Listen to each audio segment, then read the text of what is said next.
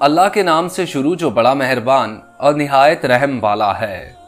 کروڑوں درود نبی کریم صلی اللہ علیہ وآلہ وسلم پر، جن پر اللہ رب العزت خود درود بھیجتا ہے۔ مدینہ کے گرد و نواح میں ایک عورت فوت ہو جاتی ہے تو دوسری عورت اسے غسل دینے لگی۔ جو غسل دے رہی تھی، جب اس کا ہاتھ مری ہوئی عورت کی ران پہ پہنچا تو اس کی زبان سے نکل گیا، میری بہنوں، یہ جو عورت آج مر گئی ہے، اس کے فلاں آدمی کے ساتھ خراب تعلقات تھے۔ غسل دینے والی عورت نے جب یہ کہا تو قدرت کی طرف سے گرفت آ گئی، اس کا ہاتھ ران سے چمٹ گیا، جتنا کھینچتی ہے وہ جدا ہی نہیں ہوتا، زور لگاتی ہے مگر ران ساتھ ہی آتی ہے۔ دیر لگ گئی، میت کے ورثہ کہنے لگے، بی بی جلدی غسل دو، شام ہونے والی ہے، ہم کو جنازہ پڑھ کر اسے دفنانا بھی ہے۔ وہ کہنے لگی کہ میں تو تمہارے مردے کو چھوڑتی ہوں مگر وہ مجھے نہیں چھوڑتا۔ رات پڑ گئی مگر ہاتھ یوں ہی چمٹا رہا، دن آ گیا پھر ہاتھ چمٹا رہا۔ اب مشکل بنی تو اس کے ورثہ علماء تک پہنچ گئے۔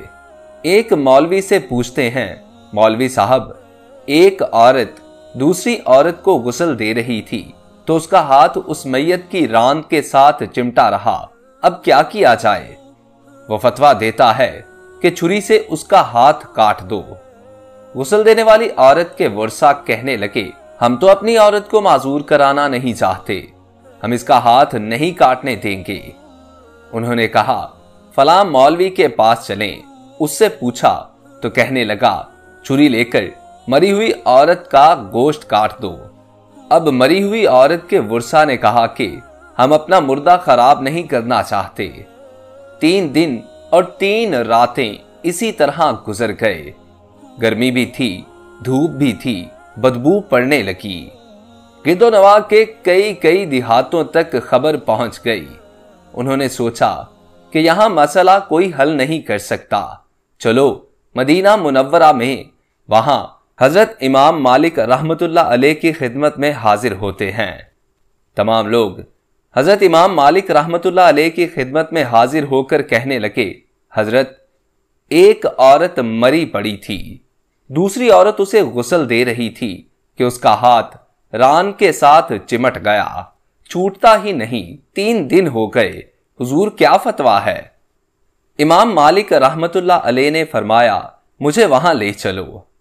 وہاں پہنچے اور چادر کی آڑ میں پردے کے اندر کھڑے ہو کر غسل دینے والی عورت سے پوچھا، بی بی جب تیرا ہاتھ چمٹا تھا تو تو نے زبان سے کوئی بات تو نہیں کی تھی؟ وہ کہنے لگی، میں نے کہا تھا کہ یہ جو عورت مری ہے اس کے فلاں مرد کے ساتھ ناجائز تعلقات تھے۔ امام مالک رحمت اللہ علیہ نے پوچھا، بی بی جو تو نے تہمت لگائی ہے کیا اس کے 4 چشمدید گواہ تیرے پاس ہیں؟ کہنے لگی، نہیں، میرے پاس گواہ تو نہیں۔ پھر فرمایا، اس عورت نے خود تیرے سامنے اپنے بارے میں اقرار جرم کیا تھا؟ کہنے لگی، نہیں۔ پھر فرمایا، تو نے کیوں تہمت لگائی اس پر؟ اس عورت نے کہا، میں نے اس لیے کہا تھا کہ وہ گھڑا اٹھا کر اس کے دروازے سے گزر رہی تھی۔ یہ سن کر امام مالک رحمت اللہ علیہ نے وہیں کھڑے ہو کر پورے قرآن میں نظر دوڑائی، پھر فرمانے لگے، قرآن پاک میں آتا ہے جو عورتوں پر ناجائز تہمت لگاتے ہیں پھر ان کے پاس 4 گواہ نہیں ہوتے تو ان کی سزا ہے کہ ان کو 80 کوڑے مارے جائیں۔ سورۃ النور آیت نمبر 4۔ اے عورت، تو نے ایک مرد و عورت پر تہمت لگائی ہے، تیرے پاس کوئی گواہ نہیں تھا، میں وقت کا قاضی حکم کرتا ہوں، جلادو اسے مارنا شروع کر دو۔ جلادوں نے اسے مارنا شروع کیا، وہ کوڑے مارتے جا رہے تھے، 70 کوڑے مارے گئے مگر ہاتھ یوں ہی چمٹا رہا، 75 کوڑے مارے گئے مگر ہاتھ پھر بھی یوں ہی چمٹا رہا، 79 کوڑے مارے گئے تو بھی ہاتھ نہ چھوٹا۔ جب 80واں کوڑا لگا تو اس عورت کا ہاتھ خود بخود میت کی راند سے چھوٹ کر الگ ہو گیا۔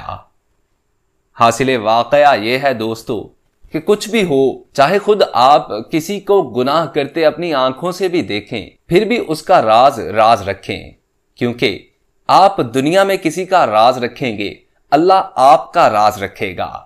دوستو یہ تھی تہمت کی سزا۔ نہ جانے وہ عورت گناہگار تھی یا نہیں تھی، لیکن ہماری شریعت یہ کہتی ہے کہ جب کوئی دنیا سے چلا جائے تو اس کی برائی نہ کی جائے، کیونکہ اندر کے معاملات صرف اللہ رب العزت ہی جانتا ہے۔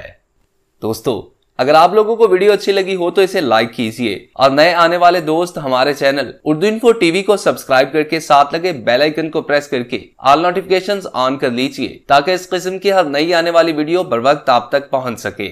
اپنے دوست محسن رضا کو اجازت دیجئے۔ اللہ آپ کا اور میرا حامی و ناصر ہو۔